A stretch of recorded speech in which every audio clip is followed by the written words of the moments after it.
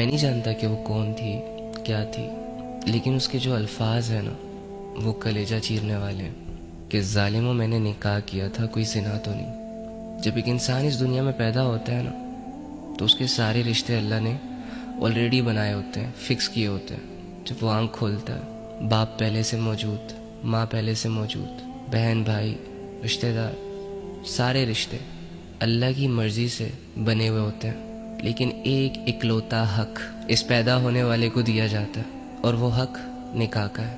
فرمایا کہ دو محبت کرنے والوں کے درمیان بہترین رشتہ نکاح کا ہے۔ اللہ نے منع نہیں کیا، رسول اللہ نے پسند کی شادی کو اپریشیٹ کیا۔ مرد اور عورت دونوں کے پاس پسند کی شادی کا حق ہے۔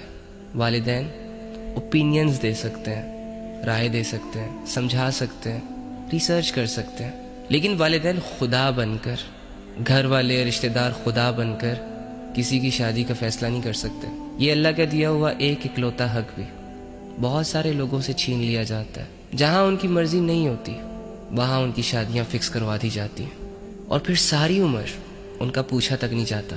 جب ان کے درمیان کلیشز آتے ہیں کوئی سارٹ آؤٹ کرنے کے لیے نہیں آتا۔ وہ رشتہ جو محبت سے چلتا ہے، جس کا ایندھن محبت ہے، عزت ہے، وہ خاندان، سوسائٹی اور معاشرے کی وجہ سے بوجھ بنا دیا گیا۔ زبردستی کی شادیاں کروائی جاتی ہیں۔ جب لڑکیاں اپنے لیے سٹینڈ لیتی ہیں تو انہیں دھمکیاں، ایموشنل بلیک میلنگ، ڈرایا دھمکایا جاتا ہے۔ کیا کرے وہ بیچاری؟ ایک باپ کو یوں لگ رہا ہوتا ہے کہ یہ سب کر کے ہم اپنا حق ادا کر رہے ہیں، ایک بھائی کو یہ لگ رہا ہوتا ہے کہ یہ سب کر کے ہم خاندان والوں کو خوش کرتے ہیں۔ سوسائٹی کے دو چار مردوں کو خوش کرنے کی خاطر غلط فیصلے کرتے ہیں اور اپنے آپ کو مرد بنانے کی کوشش کرتے ہیں۔ یہ ابھی جو ایک واقعہ ہوا ہے بلوچستان میں، ایک بہن کو گولیاں مار کے شہید کیا گیا، اور اس کا ظلم صرف اتنا تھا کہ اس نے پسند کی شادی کی، نکاح کیا۔ یہ جن سو کولڈ غیرت مند لوگوں نے دو چار لوگوں کی باتوں میں آ کر یہ کام سر انجام دیا، اگر تم واقعی مرد ہو، اگر تم واقعی اتنے بہادر ہو، رات کی تنہائی میں 2 منٹ کے لیے اپنے آپ کو صرف اس لڑکی کی جگہ امیجن کرو، اور وہ گولیاں جو اس لڑکی کے سینے سے آر پار ہوئیں، جن سے اس کی زندگی ختم ہوئی، صرف تصور کر کے دیکھو کہ وہ تمہارے سینے سے آر پار ہو رہی ہیں، اور تمہارا جرم صرف اتنا ہو کہ تم نے ایک حلال طریقے سے اپنی خواہش پوری کی، جس میں اللہ کو کوئی مسئلہ نہیں تھا، رسول اللہ کو کوئی مسئلہ نہیں تھا، اسلام کو کوئی مسئلہ نہیں تھا، لیکن تمہاری سو کولڈ سوسائٹی کو اس فیصلے سے مسئلے تھے۔ تمہاری روح نہ کانپی نا، تمہاری یہ غیرت تمہاری کھوپڑی کے آر پار نہ ہوئی نا، تو کہنا شرط یہ ہے کہ اگر ضمیر زندہ ہو، لیکن ایسے لوگوں کے ضمیر زندہ کہاں رہتے ہیں؟ یہ تو لوگوں کے ہاتھوں کی کٹ پتلیاں ہوتی ہیں، ان کے اپنے دماغ تو سن ہو چکے ہوتے ہیں۔ ان سے تو جب کہا جاتا ہے کہ یار تم جس کام کو غیرت کا نام دے رہے ہو وہ سب سے بڑی بے غیرتی ہے، تم جسے بہادری سمجھ رہے ہو وہ سب سے بڑی بزدلی ہے، تو آگے سے پتہ کیا کہیں گے؟ آگے سے کہیں گے یار اگر ہم ایسا نہ کریں تو پھر لوگ کہیں گے کہ بے غیرت ہے۔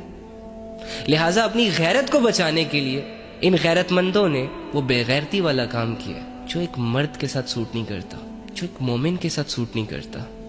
جانتے ہو مظلوم کی دعا اللہ کے عرش کو ہلا دیتی ہے یار۔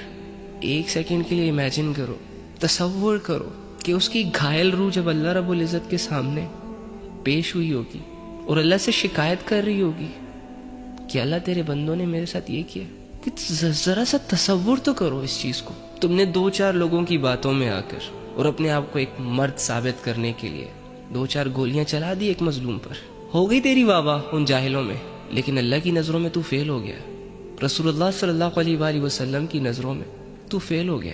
تو صرف ایک انسان کا قاتل نہیں ہے برو، تو نے ایک انسان کو مار کے پوری انسانیت کو مار دیا۔ تیرے ہاتھ نہیں کام پہ یار، ایک سیکنڈ کے لیے بھی تیرے دل میں یہ خیال نہیں آیا کہ مجھے رک جانا چاہیے؟ جس بندے کو اللہ نے جینے کا حق دیا اس بندے سے میں ہوتا کون ہوں جینے کا حق لینے والا؟ جس بندے کو اللہ نے زندگی دی ہو میں ہوتا کون ہوں اس سے اس کی زندگی چھیننے والا؟ نہ جانے ایسے کتنے کیسز ہوتے ہوں گے پوری دنیا بھر میں، اور پھر لوگ مجھے کہتے ہیں کہ علی بھائی اب ہمیشہ اس دنیا کو برا بھلا کہتے رہتے ہو۔ میں کہاں کہہ رہا ہوں، بنانے والے نے خود اس کی حقیقت بتا دی، وما الحیات الدنیا الا متاع الغرور۔